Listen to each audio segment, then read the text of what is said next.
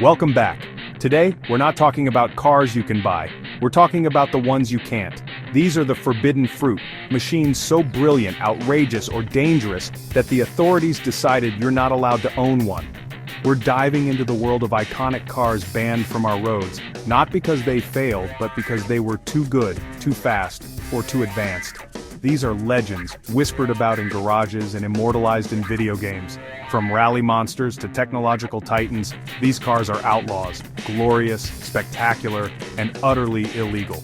Buckle up for a roller coaster of horsepower, controversy, and some truly baffling decisions. This is the definitive list of automotive outlaws.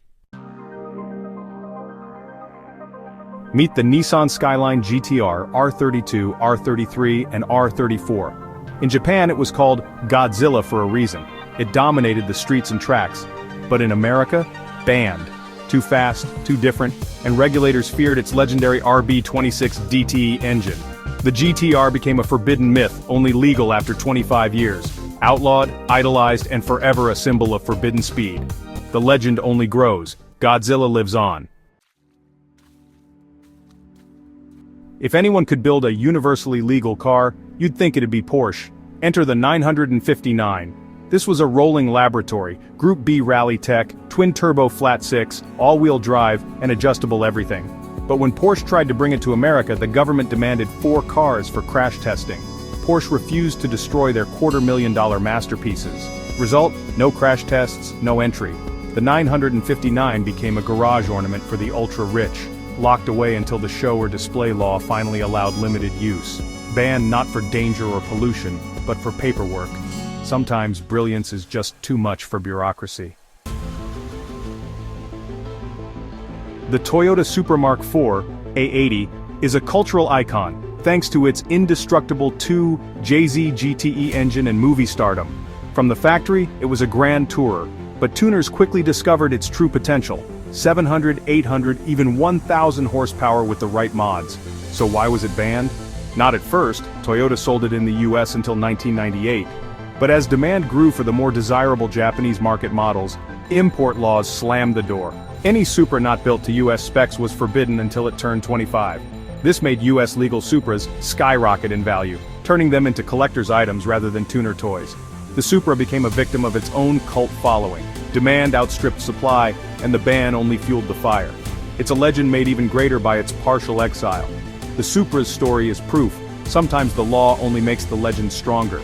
The forbidden fruit is always the sweetest. And for Supra fans, the wait only made the car more iconic. The legend lives on, even behind closed doors. That's the power of a car too good for its own good. The Supra banned, beloved, and immortal.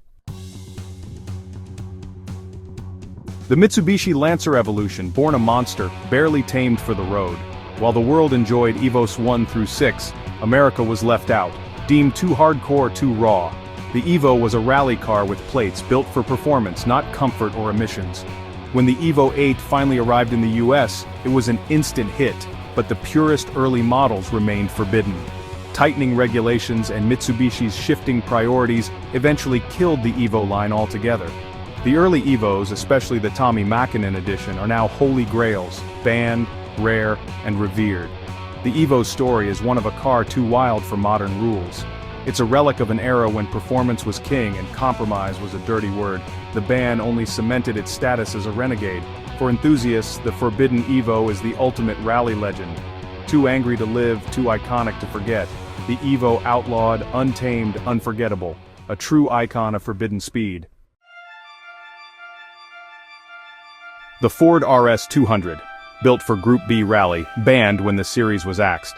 This was a mid-engined, turbocharged monster barely disguised as a road car.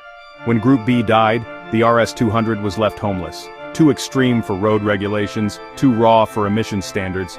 Its composite body and race-bred chassis didn't meet safety or emissions rules, especially in the US. Only a handful made it in under special exemptions, with strict mileage limits. The RS200 is a tragic hero, a car built for glory, stranded by changing rules. It's a purebred racer with a license plate, a direct link to rally's wildest days. Banned not for failure but for being too much of a race car. The RS200, a legend born from chaos, exiled by regulation. It's a reminder that sometimes, the wildest dreams are the first to be outlawed. The legend endures even if the road does not. The RS200. Too much car for the world to handle, a true Group B refugee. BMW's M3 GTS, lighter, louder, and painted in retina-searing orange. BMW stripped out the comforts, added a roll cage and cranked the V8 to 444 horsepower. Only 135 were made, and none officially sold in North America. Why? Homologating such a low-volume, hardcore car for US regulations was too expensive and too niche. The GTS was deemed too extreme for American tastes. No back seats, stiff ride, loud exhaust. So, it became forbidden fruit for US fans, a Europe-only legend. Its rarity and focus made it mythical. Sometimes the best driver's cars are kept from us not for flaws but for numbers on a spreadsheet.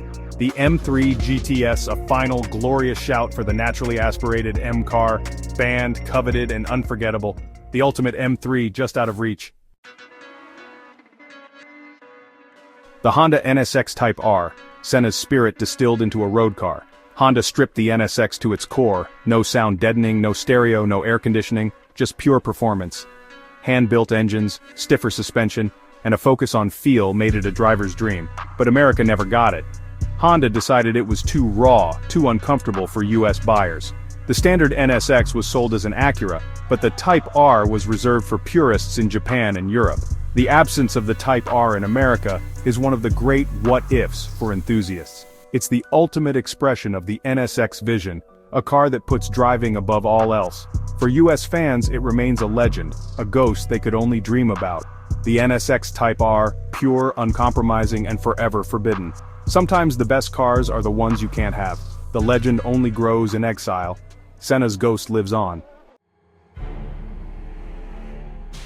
The Alfa Romeo 8C Competizione, rolling Italian art, powered by a Ferrari-built V8. Its beauty is undeniable, its sound pure opera, but its bespoke design made it a nightmare to homologate worldwide. Headlight placement, crash structures, and emissions tripped it up in many countries. Only 90 made it to the US. Elsewhere, it was often impossible to register. The 8C is a passion project. Too special, too limited, and too unique for universal legality. Its partial ban only adds to its mystique. Sometimes beauty is just too much for bureaucracy. The 8C, rare, flawed, and unforgettable. A masterpiece made even more desirable by its forbidden status. The ultimate Italian outlaw. The Lotus Elise Series 1. Colin Chapman's mantra in metal, simplify, then add lightness. Featherweight chassis, unassisted steering, and pure driving joy. But its minimalist design clashed with US safety laws. No airbags, no heavy bumpers, no side impact protection. Retrofitting would have ruined its character, so the Series 1 was never sold in America. The Series 2 arrived later, heavier and compliant, but purists still crave the original. The ban is a classic clash: purist driving versus regulatory safety. America missed out on one of the purest sports cars ever made, the Elise S1, outlawed for being too light, too simple, too pure. Sometimes the best cars are the ones that never make it. The legend of the Elise S1 lives on in the hearts of drivers. A true tragedy for enthusiasts, the purest Lotus, forever forbidden. The Mazda RX7 FD, a work of art, powered by the unique Wankel rotary engine. Lightweight, perfectly balanced, and a joy to drive. The rotary's high revving magic was also its downfall. Thirsty, tricky emissions, and tough to certify. US sales ended in 1995, but Japan kept building better versions like the Spirit R. Importing these later models was impossible due to emissions and safety rules. Only now, with the 25-year rule, are the earliest forbidden RX7s trickling in. The rotary engine was both its greatest strength and fatal flaw. The RX7's ban is a story of unconventional brilliance meeting regulatory reality. It's a legend made more desirable by its outlaw status. The RX7, banned, beloved, and a testament to Mazda's engineering courage. The rotary rebel, forever iconic.